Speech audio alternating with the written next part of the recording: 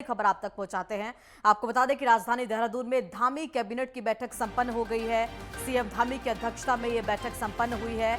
इसी के साथ आपको बता दें कि बैठक में 35 ऐसे प्रस्ताव हैं जिन पर चर्चा की गई है। इसी के साथ छोटे अस्पतालों के लिए रजिस्ट्रेशन शुल्क में छूट का यहां पर किस तरीके से घोषणा की गई है, ये भी इस प्रस्ताव पर भी मोहर लगाई गई है। मानसिक स्वास्थ्य केंद्रों को लेकर मानक तय किए गए हैं। मुख्यमंत्री प्राकृतिक कृषि योजना भी शुरू की गई है, इसको लेकर भी मंजूरी इस कैबिनेट बैठक में दे दी गई है। तो फिलहाल आपको बता दें कि आज सचिवालय के अंदर कैबिनेट बैठक हुई है। मुख्यमंत्री पुष्कर सिंह धामी की अध्यक्षता में कैबिनेट बैठक रही, जहां पर कई महत्वपूर्ण प्रस्ताव पर मोहर भी यहां पर मुख्यमंत्री की तरफ से साफ तौर पर लगाई गई है। मानसिक स्वास्थ्य केंद्रों को लेकर मंजूरी दी गई है। छोटे अस्पताल के लिए रजिस्ट्रेशन शुल्क में छूट दी गई है। इसी के साथ ऐसे लगभग कई अहम प्रस्ताव हैं जिन पर मोहर लगी है, जिन पर चर्चा की गई है और साफ तौर पर मुख्यमंत्री प्राकृतिक कृषि योजना को लेकर भी यहां पर मंजूरी दे दी गई है इस कैबिनेट बैठक के अंदर। और हर तरीके से हर एक विभाग के जो महत्वपूर्ण प्रस्ताव थे उन सभी पर मोहर लगाई गई है। तो फिलहाल आपको बता दें कि धामी कैबिनेट की ये महत्वपूर्ण बैठक यहां पर संपन्न हुई है। कई महत्वपूर्ण प्रस्ताव जिन पर मोहर लगती हुई नजर आई है। इसके अलावा कई महत्वपूर्ण प्रस्ताव ऐसे भी हैं जिनको लेकर चर्चा की गई है।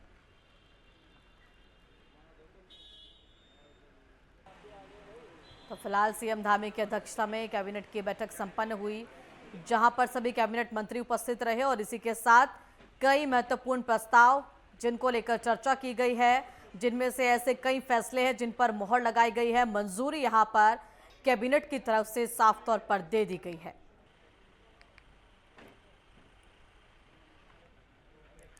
तो फिलहाल आपको बता दें कि उत्तराखंड में राजधानी देहरादून सचिवालय के अंदर कैबिनेट की बैठक रही, जहां पर कई महत्वपूर्ण फैसले भी इस कैबिनेट बैठक के बाद जिनको मंजूरी दी गई है। साफ तौर पर छोटे अस्पताल के लिए रजिस्ट्रेशन शुल्क को कम किया जाए, ये भी फैसला, महत्वपूर्ण फैसला जिसको मंजूरी मिली है। नोटिस तामीला होती थी उसमें 30 दिन के अंतर्गत अगर वो अपना दाखिल कर देता था तो आदेश जो होता था वापस ले लिया जाता। उसकी समय सीमा बढ़ाकर अब 60 दिन कर दी गई है। और जी दूसरा अमेंडमेंट लाया गया है, जो भी आपको बताया गया था कि जीएसटी अपीलेट ट्राइब्यूनल का गठन जो है स्टेट में किया जाएगा। तीसरा है जो हमारे ई कॉमर्स जो पोर्टल के माध्यम से सेल बिक्री और ये सब होती है, उसमें जो प्रतिबंध है उस पर जो लागू किए गए, अगर उसका वो पालन नहीं करता है तो उस पर अर्थदंड जो है इम्पोज किया जाएगा। और चौथा इसमें अमेंडमेंट दिया जाएगा कि जैसे जो हमारे कानून है उसका पालन न करने पर किसी ने विवरणी दाखिल समय पर नहीं किया या किसी ने कम दाखिल किया तो उसमें जो है क्रिमिनल प्रोविज़न भी होते थे, उसमें मजिस्ट्रेट कोर्ट में चलाए जाते थे, उसको डीक्रिमिनलाइज कर दिया गया है। अब उसके जगह जो है कोर्ट का जो अपराधीकरण होता था, किसी के खिलाफ अपराध का मुकदमा कायम होता था, जैसे 3 महीने की सज़ा है या 1 महीने की सज़ा है या 2 महीने, तो इसको जो है ख़त्म कर दिया गया है। अब वो जो अर्थदंड है, अर्थदंड रहेगा, क्रिमिनल दंड जो है वो ख़त्म कर दिया गया। धन्यवाद। इसके अलावा हमारा अगला मद ये कृषि एवं कृषि कल्याण विभाग का है। तो इसमें कृषि एवं उद्यान विभाग जो हमारे आपको जानकारी में है कि 2 अलग अलग हमारे निदेशालय चल रहे हैं और इनमें चूँकि काफ़ी सारी स्कीम्स जो है वो लगभग सिमिलर नेचर की होती हैं और कृषक वही हैं जिनको लाभ जो है कृषि विभाग भी देता है और उद्यान विभाग भी देता है। तो इनको एक कोऑर्डिनेटेड तरीके से लाभ दिया जा सके और विभाग को हम लोग एकजुट होकर के काम करवा सकें, इसके लिए आज माननीय मंत्रिमंडल द्वारा एक महानिदेशक कृषि एवं उद्यान विभाग का पद सृजन करने की आज अपनी सहमति दी है।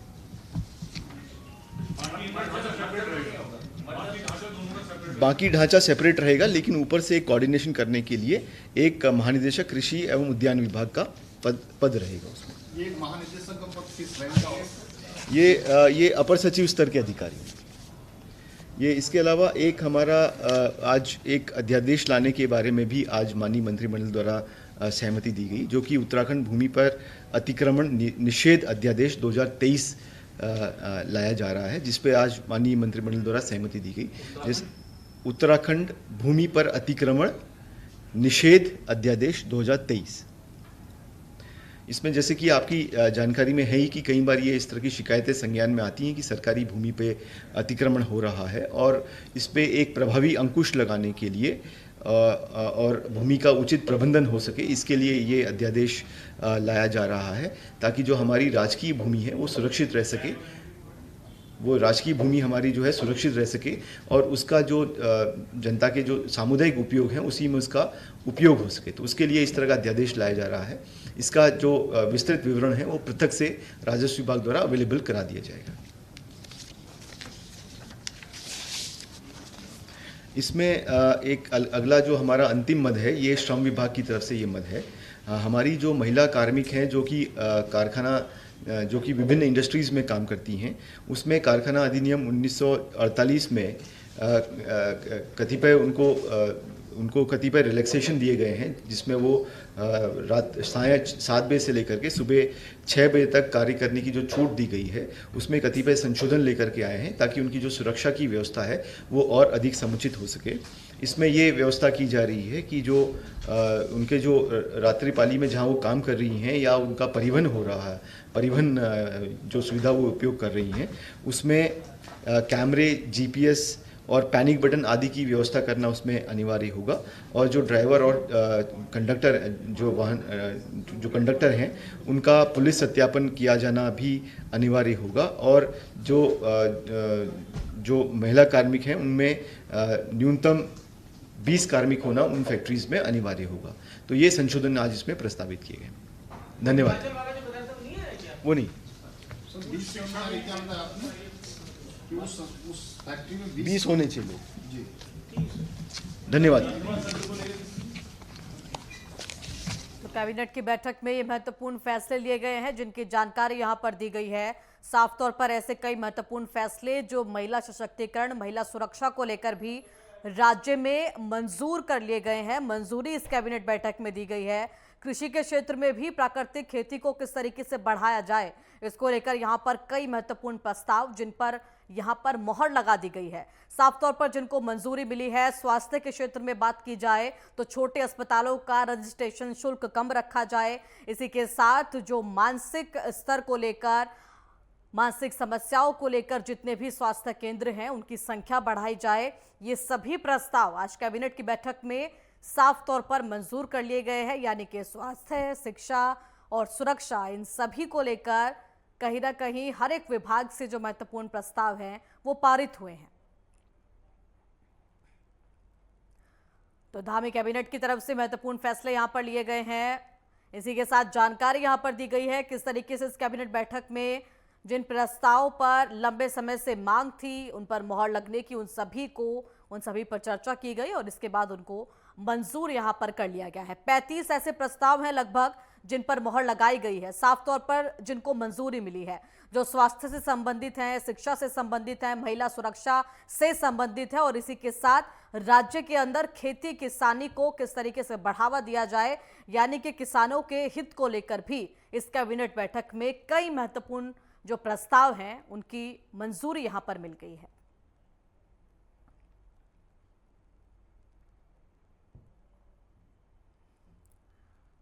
तो धामी कैबिनेट की महत्वपूर्ण बैठक आज संपन्न हुई, जिसमें सभी कैबिनेट मंत्री उपस्थित थे और साफ तौर पर सरकार का हर क्षेत्र के अंदर, हर विभाग के अंदर यहां पर ध्यान केंद्रित होता हुआ भी दिखाई दिया। इस कैबिनेट बैठक के माध्यम से स्वास्थ्य को लेकर कई जो महत्वपूर्ण फैसले हैं वो लिए गए हैं। महिला सुरक्षा को लेकर भी यहां पर बड़ा फैसला कैबिनेट की बैठक में लिया गया है, जिसके अंतर्गत आपको बता दें कि रात्रि में यदि महिला कर्मी परिवहन करती हैं, जिस वाहन का प्रयोग करती हैं, उस वाहन में परिचालक का पुलिस सत्यापन हो। ये तमाम तरीके के जो प्रस्ताव हैं वो महिला सुरक्षा को लेकर भी इस कैबिनेट बैठक में उनको मंजूरी मिली है।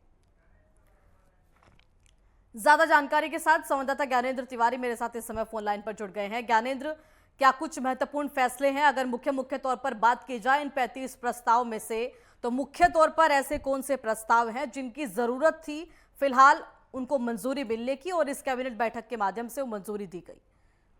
बिल्कुल, देखा जाए तो ये कैबिनेट की बैठक कई मायनों में बेहद खास रहा है। खासतौर पर अगर हम देखें तो उद्योग के लिहाज से जिस तरीके से ये कैबिनेट की बैठक रही है मुख्यमंत्री पुष्कर सिंह धामी की अध्यक्षता में, और ऐसे में इसकी जो ब्रीफिंग हो रही थी, जिस प्रकार से देखा जाए तो जो महत्वपूर्ण फैसले लिए गए हैं इन्वेस्टर समिट को लेकर, 2 दिसंबर माह में उत्तराखंड के अंदर महा अधिवेशन होना है इन्वेस्टर समिट के रूप में, जिसमें प्रधानमंत्री नरेंद्र मोदी आने वाले हैं, इस बात को लेके इस कैबिनेट में चर्चा की गई है।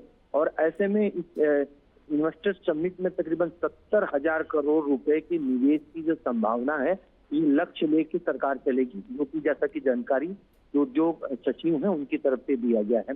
और जी। ऐसे में देखा जाए तो इसको लेके तमाम जो प्लानिंग की गई है उसकी जानकारी दी गई है, जो कि मुख्यमंत्री अपने मंत्रियों के साथ डिस्कस किया है, अधिकारियों के साथ मुख्यमंत्री ने आज डिस्कस किया है। विशेष तौर पे दिल्ली, मुंबई, अहमदाबाद समेत कई शहरों में रोड शो किया जाएगा इस इन्वेस्टर समिट के पहले।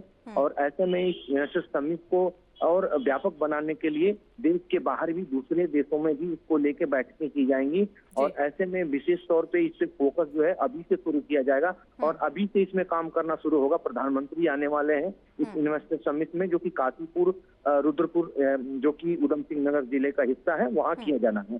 खासतौर पर अगर हम देखें, इसके अलावा कई अहम जो फैसले हैं राज्य के हित को लेके कहीं ना कहीं किया गया है। विशेष तौर पे अगर हम देखें, आज जो कैबिनेट की बैठक में तमाम विषयों को रखा गया, विशेष तौर पर अगर हम देखें कई ऐसे अहम फैसले हैं, चाहे अगर हम पर्यटन विभाग के हिसाब से देख लें, जिसमें कि बिजनेस होटल बनाए जाने का निर्णय लिया गया है, जो कि देहरादून के पटेल नगर में पहले से जो कार्यालय है पर्यटन विभाग का, वहाँ एक बिजनेस होटल खोले जाने का निर्णय लिया गया है, जो कि कहीं ना कहीं जो उसका एक लक्ष्य भी निर्धारित किया गया है वार्षिक, जिसका जो फायदा सीधे सीधे पर्यटन विभाग को होने वाला है। मसूरी में एरो स्पेस को लेकर मंजूरी दी गई है। लंबे समय से मसूरी में जिस प्रकार से देखा जा रहा था कि वहाँ पे कहीं ना कहीं जो टूरिज्म है उसको बढ़ावा देने को लेके तमाम तरह के प्रस्ताव पे काम किया जा रहा था, तो इसी के अंतर्गत एरो स्पेस को लेके जो मंजूरी है वो सरकार की तरफ से दी गई है। आवास विकास में 245 पद जो है वो सृजित किए गए हैं अलग से। और तमाम में से जो छोटे बड़े फैसले लिए गए हैं, छोटे अस्पतालों के लेके जो रजिस्ट्रेशन शुल्क होता था उसमें कहीं ना कहीं कमी लाई गई है। ये तमाम जो फैसले हैं आज की इस कैबिनेट के बैठक में हुई है। और दूसरी तरफ अगर हम देखें, जो मानसिक स्वास्थ्य केंद्र होते हैं, और चलिए बिल्कुल, यानी कि इस कैबिनेट बैठक में हर एक क्षेत्र से जो प्रस्ताव थे उन पर चर्चा की गई है, उनको मंजूरी दी गई है, वो शिक्षा हो, स्वास्थ्य हो या फिर अलग अलग तरीके से खेती किसानी हो। फिलहाल तमाम जानकारी के लिए आपका बहुत धन्यवाद।